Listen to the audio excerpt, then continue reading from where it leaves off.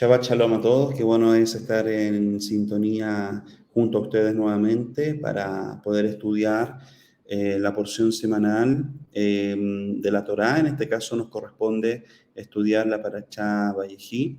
Vamos a estar analizando desde el capítulo 47-28 hasta el 50-26. Vamos a estar hablando más que nada respecto a lo que es la raíz del pecado. La verdad es que esta Parashá ya nos está entregando mucha información, pero hay algunos detalles que quizás nosotros los dejamos eh, pasar por alto, y es ahí en donde nos vamos a enfocar en quizás uno de los puntos que no muchas veces se trata con profundidad, y es ahí en donde vamos a tratar de extraer algunos aspectos prácticos para nuestra vida, con el fin de que nos ayude a perfeccionarnos y así también a poder llevar a cabo acciones mucho más correctas ante los ojos del Eterno. Con esto, claramente, viene una elevación espiritual en la vida de la persona, y sin lugar a dudas, pienso de que los resultados en la vida de cada uno de las personas que en cierta forma, o más que en cierta forma, que se mantienen en la obediencia a la Torá, son vidas de victoria, son vidas de éxito que permiten que la persona cada día pueda ser un instrumento de edificación y nunca de destrucción para la vida de los demás. Les recomiendo de que puedan seguir este estudio también con todos los relatos y con las referencias bíblicas, así también con los comentarios de los sabios que vamos a estar incluyendo en el estudio, y así también que puedan leer la porción completa con sus 7 aliyot, con el fin de que vayan nutriéndose en el conocimiento y así también en el entendimiento de su palabra. Para ello nos vamos a enfocar en lo que nos dice Bereshit capítulo 49.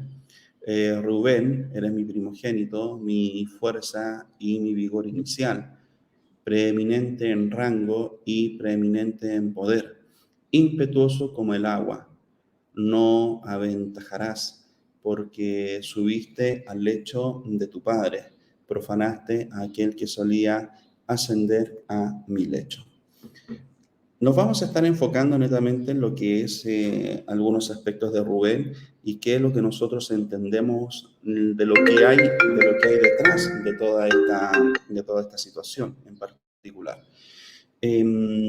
Lo interesante es que acá vamos a encontrar prácticamente lo que es la raíz, una raíz al pecado, y esa raíz efectivamente nos va a permitir entender el por qué, a pesar de que Rubén llevó a cabo un acto de techuvá, por qué aún así en cierta manera, recibe una reprimenda por parte de su padre, eh, que deja entrever quizás lo que, lo que muchos no entienden, por qué razón al momento en que existe una acción de techuvá, aún así no se le permite recibir lo que le correspondía por ser el primogénito.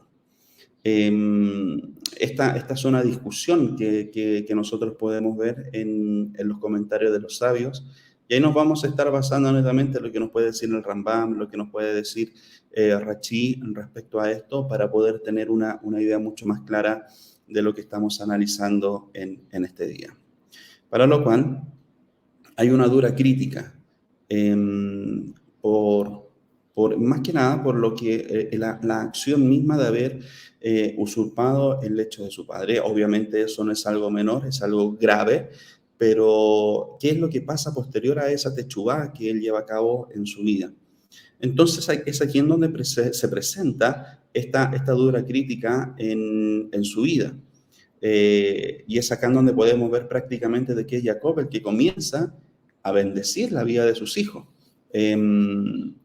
Algunas de estas bendiciones se transforman mucho más en una crítica, en algo mucho más duro, como ustedes también lo pueden ver en el caso de Rubén, que es el caso que nosotros estamos analizando en este día. Quien en cierta manera acá ve o recibe una parte que quizás ningún hijo quisiera de sus padres, que es el reto, que es la reprimenda, por una acción mal cometida. Por lo tanto, acá es donde su padre prácticamente lo reconoce o le da a conocer que eres un impetuoso. Y eso prácticamente lo llevó a usurpar el lecho de su propio progenitor. Acá yo quiero que veamos y analicemos una situación en particular. Por una parte, Jacob está dando a conocer una actitud o una parte del carácter de Rubén, que es el ser impetuoso. Pero la acción fue que usurpó el lecho de su padre. Son dos cosas que están entrelazadas, pero que son distintas. Aquí estamos hablando de dos cosas. Entonces, es acá en donde tenemos que comenzar a analizar para poder entender qué es lo que pasa efectivamente en la techubá que él hace.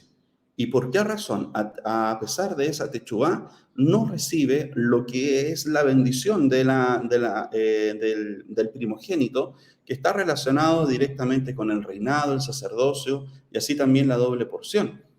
Rubén era el mayor, por lo tanto, era la persona que debía recibir estas bendiciones y los privilegios, estos tres en particular, pero no es así. Por lo tanto, es acá en donde comienza la discusión como tal. Entonces, acá nosotros vamos viendo de que la respuesta prácticamente que se nos está dando es que por el hecho de haber sido impetuoso, de haber sido impulsivo, que son aspectos del carácter, Jacob le quitó estos tres privilegios. O sea, la forma de ser de la persona, las características de su carácter, aparte de eso, estamos analizando la acción basado en su carácter que llevó a cabo y eso prácticamente generó de que no pudiera ser merecedor de estas tres bendiciones por ser el primogénito. Por lo tanto, a pesar de haber hecho techubá, aún así no logró obtener lo que correspondía por ser el primogénito. En todo esto, ¿qué es lo que entendemos? Y lo que dice Rachi respecto a esta situación. Y Rachi, si nos vamos a la Parashá Vayeshev, nos relata que Rubén no estuvo presente durante la venta de Yosef porque estaba aislado, vistiendo una arpillera y ayunando por haber profanado el lecho de su padre. La venta fue varios años después del incidente y Rubén continuaba arrepintiéndose de lo que había hecho. O sea, teniendo en cuenta la sincera techua de Rubén, porque Jacob no aceptó que él se arrepintió y que los efectos de su pecado habían sido anulados, o sea, prácticamente estamos analizando el concepto mismo de las consecuencias como tal. Esto nos permite analizar a nosotros lo siguiente, de que por una parte, así también debemos la importancia de la techubá en la vida de la persona, basado también en lo que es la acción que tú cometes, versus también cómo es tu carácter. Conocer directamente cómo tú reaccionarías ante situaciones en particular en tu vida. O sea, en cierta manera, se podría graficar como que hay personas que ocultan aspectos del carácter, personas que ocultan la verdad de su carácter, la verdad prácticamente de lo que es la vida. Por lo tanto, es aquí en donde nos podemos enfrentar a una situación bastante compleja, porque si no se da prácticamente un trabajo de poder identificar y trabajar para mejorar en lo que produce una acción negativa, entonces efectivamente la persona se va a estar arrepintiendo de las cosas negativas, pero el motor que está generando todo aquello sigue intacto, sigue sin ser trabajado y eso va a permitir de que nuevamente o en el tiempo se vayan cometiendo los mismos pecados como tal, o las mismas transgresiones, como tú quieras llamarlo.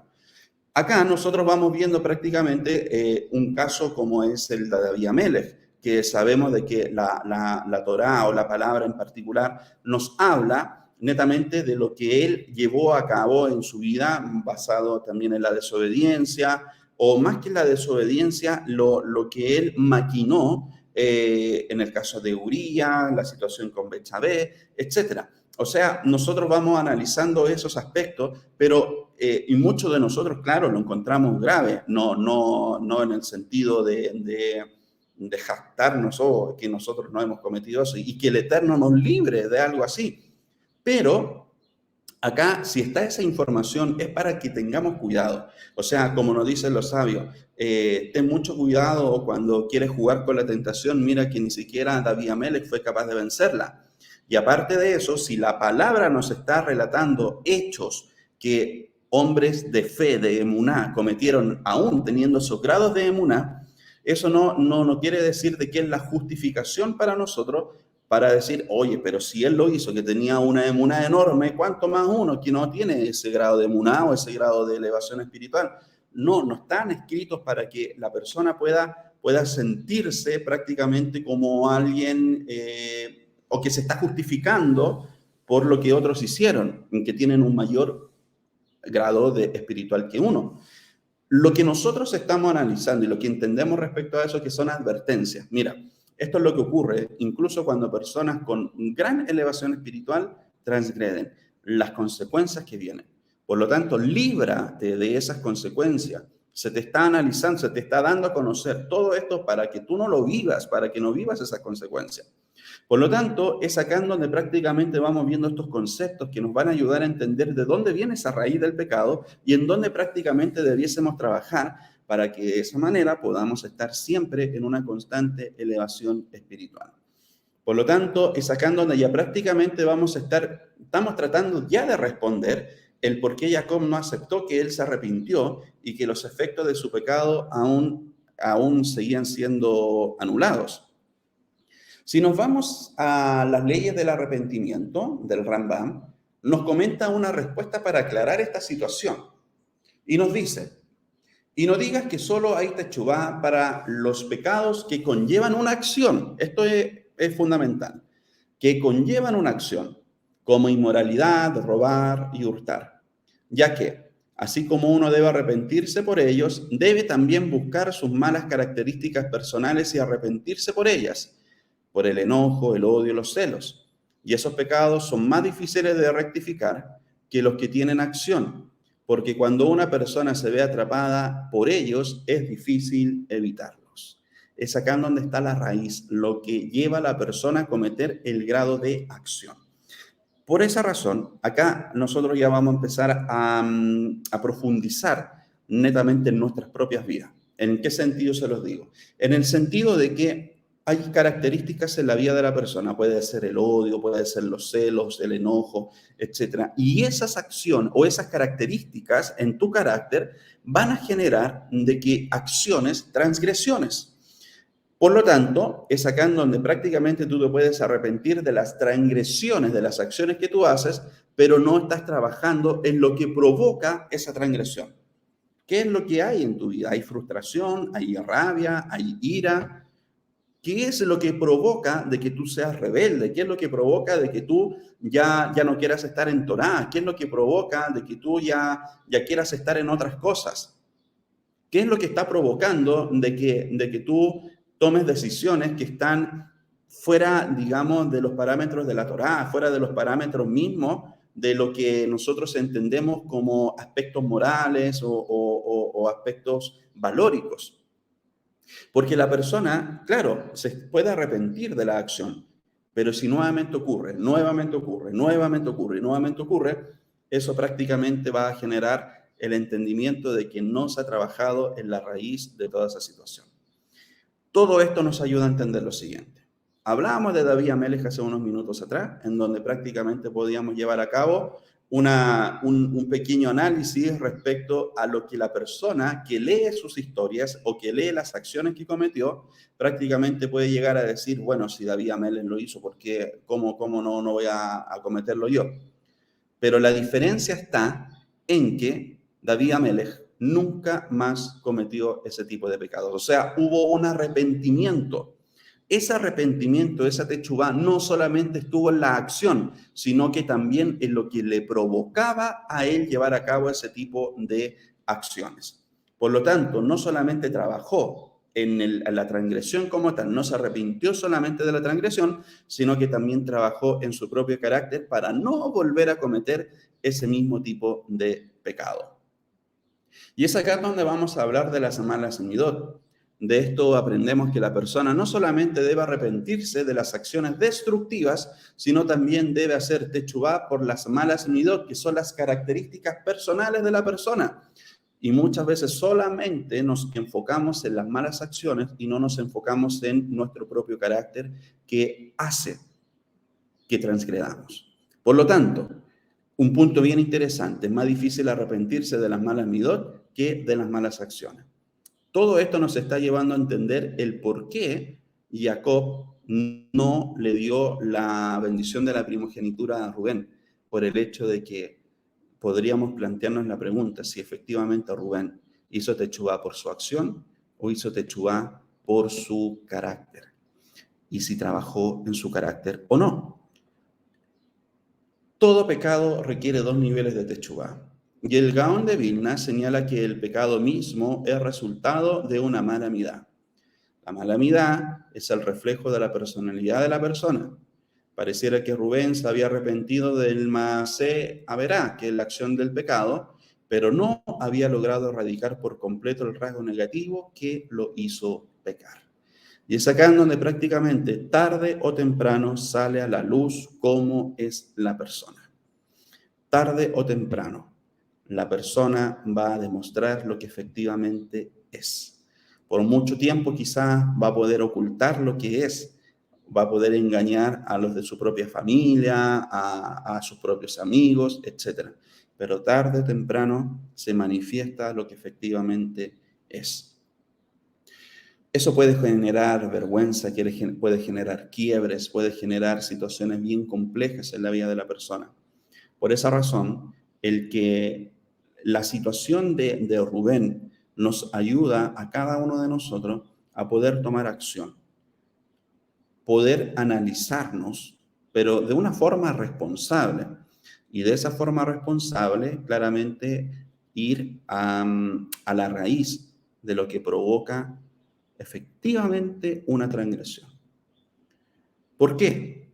Porque si no se trabaja, constantemente va a ser como un círculo vicioso que una y otra vez, una y otra vez, una y otra vez, la persona va a transgredir en lo mismo o en cosas parecidas.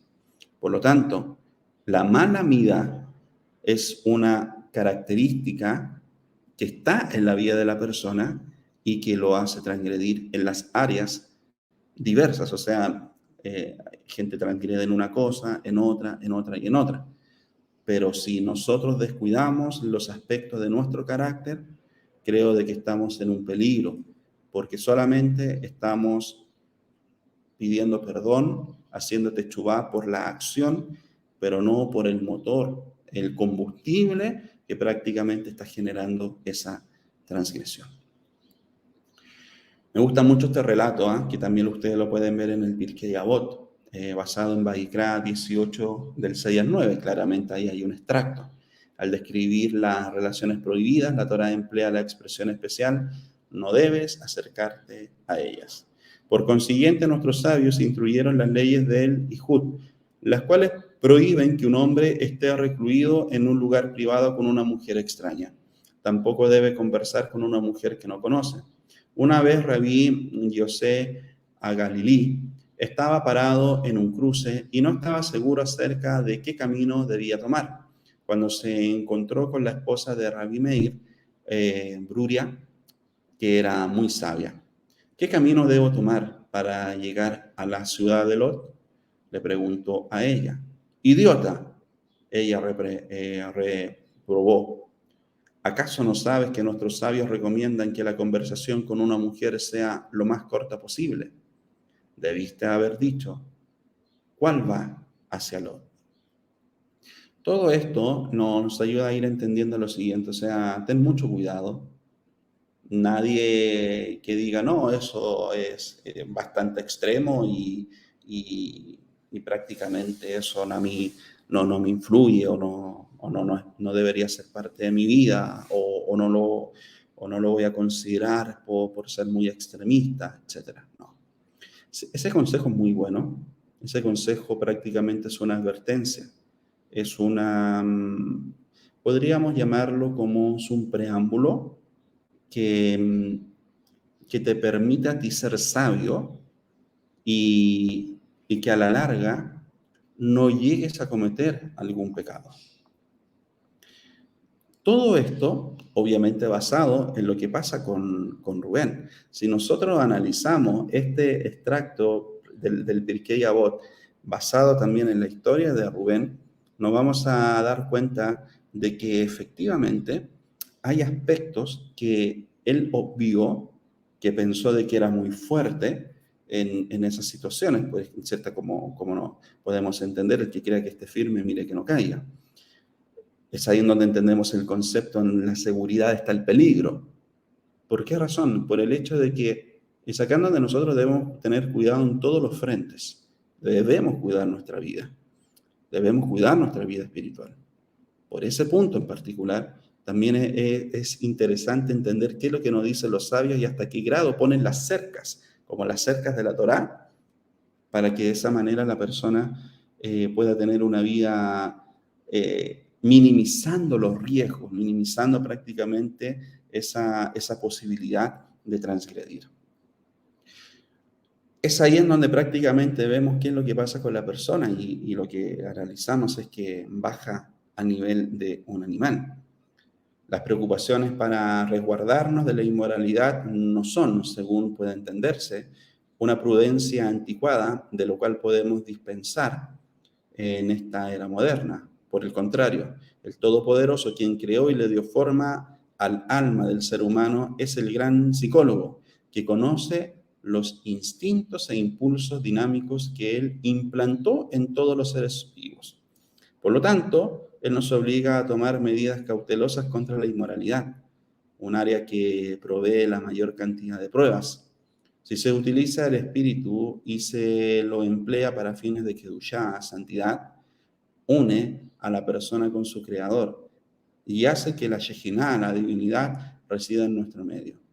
Si deja que se pierda con el estilo de las naciones del mundo, se degrada al nivel de un animal. Por esa razón, podemos ver de que para nuestro pueblo hay muchos aspectos morales, éticos, valóricos, que son superiores a lo que otras naciones tienen. Y es ahí en donde la persona cuando peca baja a nivel del animal. Por lo tanto, hay una lejanía con el Todopoderoso, hay una lejanía con la divinidad, con la Shejinah, que es la presencia de Hashem. Por eso debemos trabajar cada día en cuidarnos y en elevar nuestro nivel espiritual para que eso no caiga, para que no estemos en un nivel de animal, para que no estemos en un nivel bajo, que prácticamente solamente la persona se lleva o toma las decisiones por su instinto, etcétera, o solamente para cumplir con sus placeres. En cierta manera, siempre ocupamos el ejemplo de Esab versus Jacob para poder entender cuáles eran las prioridades de sus vidas, y es así en donde podemos entender de que los resultados fueron completamente distintos para el uno y para el otro. Esab, que estaba preocupado completamente por satisfacer sus deseos, el placer, etcétera, versus Jacob, que estaba enfocado completamente en la Torá. Y es ahí en donde prácticamente vamos viendo lo que ocurre a lo largo de la historia y de las descendencias de ambos. El Todopoderoso unió su gran nombre al de varias personas que huyeron de la inmoralidad, entre ellos Joseph. Vamos a solamente enfocarnos en Joseph porque también estamos en el contexto de la historia de él. Joseph fue expuesto a incitaciones diarias y a presiones por la esposa de Potifar. Sin embargo, él no pecó. Hashem dijo: será recompensado con midá neget, midá, por cada acto de abstención de inmoralidad. Por no tocarse ante el pecado, el faraón lo adornó con un collar de oro. Sus manos no estaban extendidas de manera pecaminosa y por lo tanto el anillo del faraón fue colocado sobre ellas. Su cuerpo permaneció puro y por lo tanto fue vestido con ropas de lino blancas. Sus pies no caminaron hacia el pecado y por consiguiente Hashem hizo que conduciera una carroza real. Sus pensamientos no fueron indulgentes con imágenes pecaminosas y por ende se le proclamó un padre de la sabiduría. Y por último, él logró que corona todo lo anterior. A Joseph se le cambió el nombre a Yehosef y se le adhirió la letra Hei del nombre de Hashem, lo cual implica que el Todopoderoso es testigo del hecho de que no pecó de ninguna manera.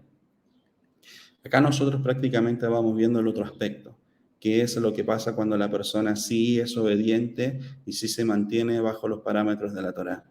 Podemos ver en el caso de Rubén lo que ocurrió, así también en el caso de Joseph lo que también ocurre.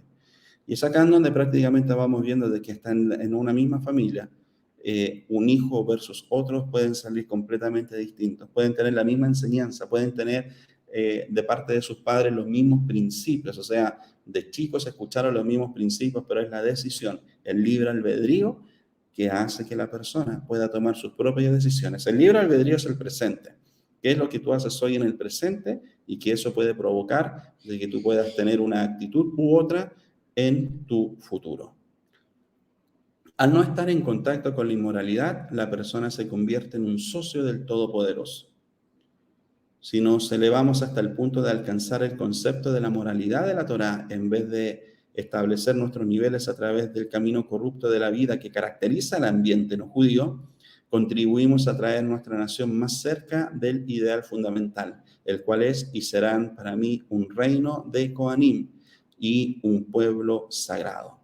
Por lo tanto, la misbah da respetar a los padres. Así que vamos a analizar un poco qué es lo que no hizo en este caso Rubén y la importancia misma del respeto directamente a los padres y de qué forma también debía haber actuado él.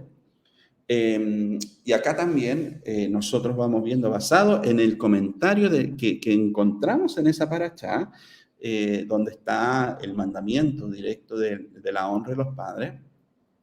Acá podemos ver que un hombre deberá respetar a su madre y a su padre. Por otro lado, en los 10 mandamientos se nos exhortó, honra a tu padre y a tu madre. Ahí pueden ver en unos estudios que nosotros hicimos, por qué razón en esta parte de la Torá habla primero de la madre y después del padre, versus en las 10 palabras que nos habla del padre y posteriormente de la madre. Entonces nos habla todo esto de respeto y honor. ¿Y cuál es el respeto como tal? ¿O cuál es la diferencia entre ambos? Y significa que un hijo no puede contradecir las palabras de su padre, ni tampoco puede corroborarlas y decir las palabras de mi padre son correctas. No se debería parar ni sentar en el lugar especial de los padres. La mitzvah de respetar al padre y a la madre se extiende hasta el punto de que incluso si su padre o su madre se le acercaran en público, le rasgan sus prendas, lo insultaran y lo golpearan, él no podría ponerlos en ridículo ni lastimarlos. Deberá soportar la humillación en silencio, con temor hacia el Todopoderoso, quien nos dio ese mandamiento. Y el honor, por honor se entiende de que un hijo debe observar que sus padres estén abastecidos con comida, bebida y vestimenta y deben satisfacer todas estas necesidades. Por lo tanto, ¿de qué forma se pueden corregir las midot? Y la corrección de las midot, que son las características de la personalidad, es en la práctica la construcción de un mundo interior, lo que tú estás haciendo en tu propia vida, independientemente del entorno en que te puedas rodear, basado netamente en la información que tú estás recibiendo de tu familia, de las noticias, de los amigos, etcétera. Todo lo que está relacionado directamente con la absorción, por así decirlo, de información que tú recibes a diario, independientemente del entorno, una fortaleza que permite la estabilidad frente a las tentaciones y conduce a la paz en momentos de presión y estrés. Esta afinación emocional, sin embargo, previene los problemas existenciales y no se limita a desarrollar la capacidad de enfrentarlos. Cada peldaño que se escala permite disfrutar de un nivel más elevado de armonía, reduce la estática que interfiere con la serenidad y concierta en sí mismo un futuro mejor.